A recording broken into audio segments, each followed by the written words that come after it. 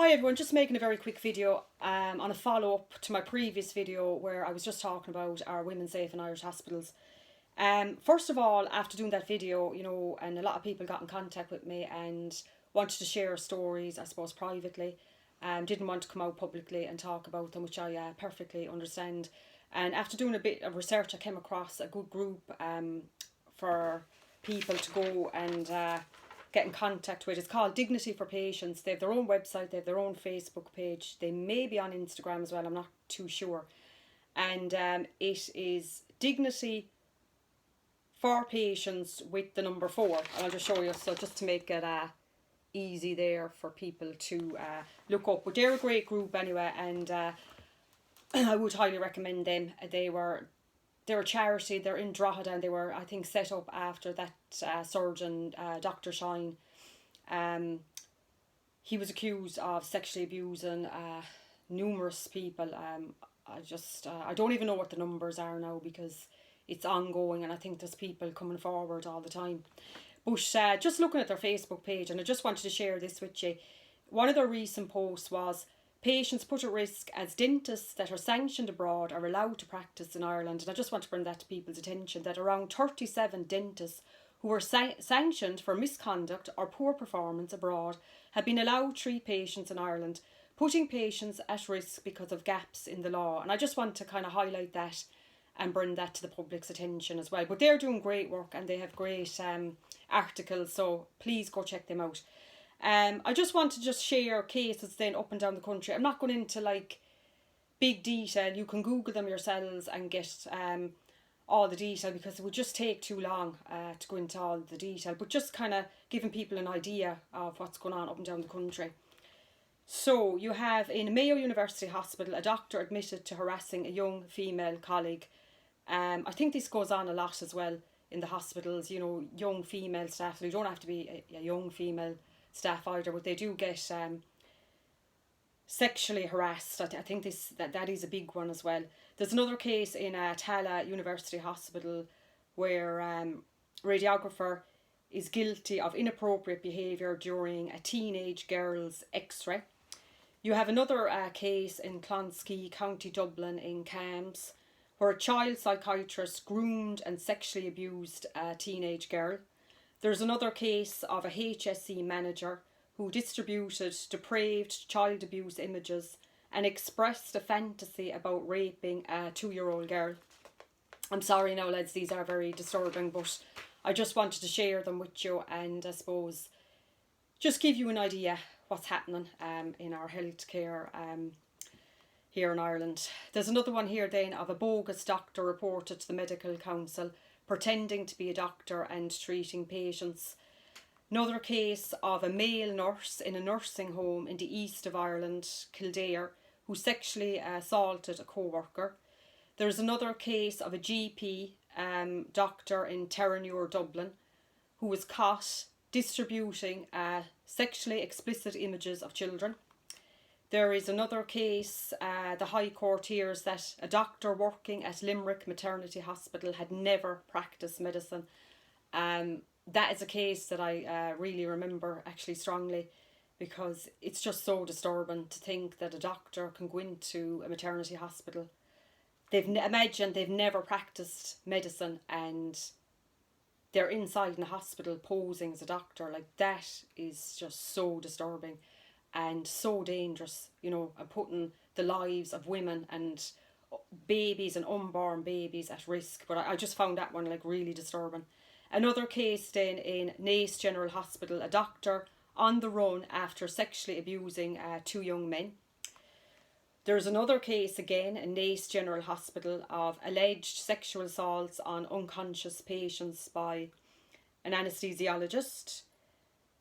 There's another case, St Joseph's Hospital, Donegal, where 18 residents were sexually abused by another resident over a 13-year period.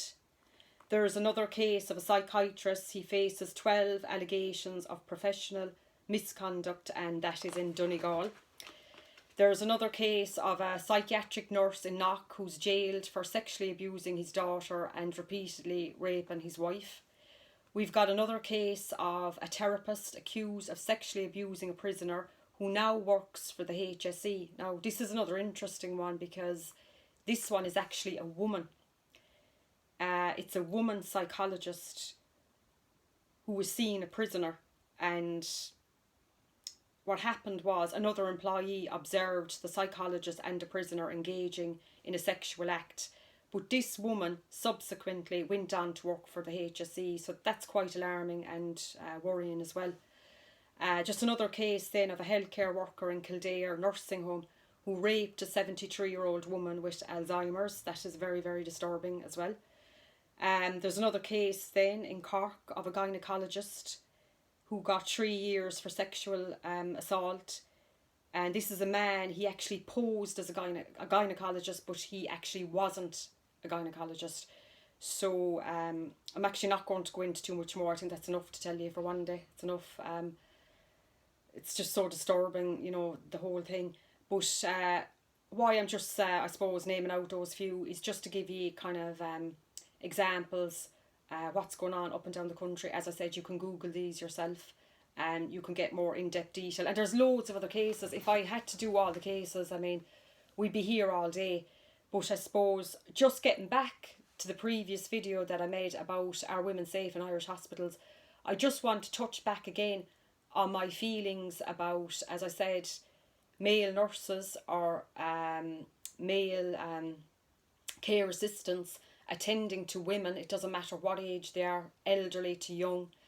And as I said as well, you know, vulnerable women too. You can have a lot of very vulnerable people with intellectual disability, dementia, Alzheimer's, mental health problems, autism, maybe very poor English even, you know, people that are very vulnerable. And just when they're doing these intimate procedures on them, like bathing them or cleaning them after a bowel movement, you know, changing nappies or like anything like that, I just feel like we have to protect our women and that it should be females doing that. And I think if there was, you know, females doing it, that it would just lessen the risk as well to women for sexual assault. I just find it very disturbing that in Ireland that this is actually happening. As I said in the previous video, I was actually really, really shocked because I was always under the illusion that if a female patient with dementia or Alzheimer's needed their nappy changed, that would be done by a woman. Like, that's just basic human dignity to give to a woman. And the fact that there's men doing this now, I don't think it's acceptable. And also what I witnessed myself in the hospital with male nursing assistants coming in to wash female patients, and I know there was a female with them as I suppose a chaperone, but still it's not good enough, and I don't think women should be put in that position. It's not fair, you know, where are their rights, where is their dignity? And you know, I could see these women, you know, just being distressed, and as I said, there was even one woman that was crying afterwards, and that's just not good enough at all. I can't believe like that goes on in Irish hospitals. I just can't believe it.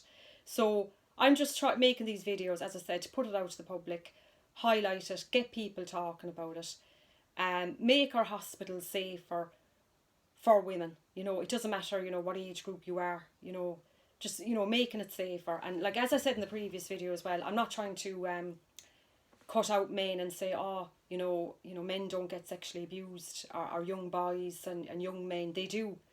And I am, like, there is some cases here, like as I said, that one case there of the therapist that was accused of sexually abusing the prisoner, that was a woman that done that. So it's not like we're trying to, you know, say it doesn't happen to men or it doesn't happen like to young boys. It does, but the numbers are way higher for women. And that's why, and as I said, as a woman myself, that I suppose I'm more speaking up for the women, because if you know, just do the research, most of the sexual abuse is happening to women. But as I said, I'm not saying it's not happening to, as I said, men, young boys, or, you know, young men either. It does.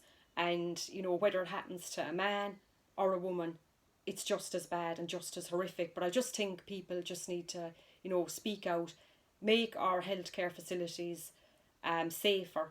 And if we see something, as I say, that you think is distressing, depraved, taking away people's human rights, their dignity, demeaning them. You know, just bring it to the public if you can, and if you have the courage to speak out about it, because, you know, it does need to be spoke out about, and it would be nice to get, you know, change. And as I said before, I don't think, you know, our HSEs, our politicians, they're not going to do any change. I mean, it's all corrupt, you know, let's be honest about it. Like, all these institutions are corrupt. So I just think it's down to the people now, if they could just find the courage and just, you know, burn it to the public, make more awareness, because if there is more awareness and there's more people speaking about it, it would help reduce it, you know, because we just don't want this happening to anyone. So that's all I have to say today, but please do check out that page. As I said, it's on Facebook, and they have their own website as well, Dignity for Patients, especially for anyone that might be the victim of this happening, whether you're male or female. Just check them out, they're very good. Just like and subscribe, share the video, and, you know, be the voice for change, because at the end of the day, I think, you know, it's up to the people to speak out. I think the days of, you know, waiting for these institutions or the government, you know, to bring about change, I think that's well over by now. I think it's up to the people. So have a lovely day, and I'll catch you in the next one. Okay, bye.